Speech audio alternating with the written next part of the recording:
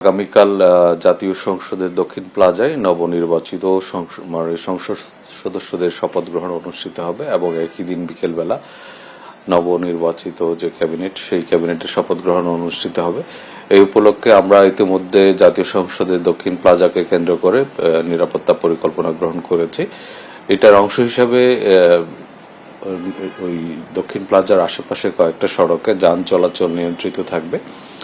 তার বাইরে পুরো এলাকা নিরাপত্তার চাদরে ঢেকে রাখা হবে।